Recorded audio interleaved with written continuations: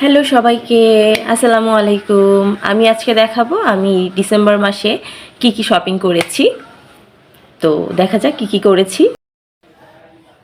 আমি আড়ং থেকে এই ব্যাগটা নিয়েছি। এটা খুব সম্ভবত 490 টাকা নিয়েছিল।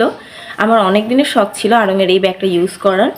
এখানে হচ্ছে একটাই পার্ট আছে আর ভিতরে আরেকটা পকেট, আর এখানে আরেকটা পকেট আছে। আমার কারেন্ট ফেভারিট ব্যাগ এটা।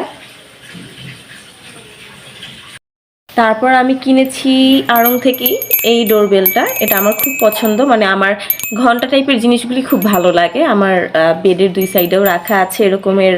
সেগুলি একটু লম্বা ধরনের, কিন্তু এটা একটু অন্য ধরনের। আমার খুব ভালো লেগেছে এটা। অন্য কালার পাইনি, ক্যামেরা একটু হালকা দেখাচ্ছে, কিন্তু এটা ডিপ কালার। মেকআপ আইটেম বা কসমেটিক্স এগুলোর মাঝে এগুলো নিয়েছিলাম। এখানে আছে একটা হেয়ার সিরাম, একটা ব্লাশ, একটা হচ্ছে ফেসিয়াল হেয়ার রিমুভার রেজার, আর হচ্ছে একটা সেটিং স্প্রে। এই সমস্ত কিছু আমি নিয়েছি গ্ল্যামডাস্ট থেকে। আর হ্যাঁ, এই সানগ্লাসটা কিনেছি।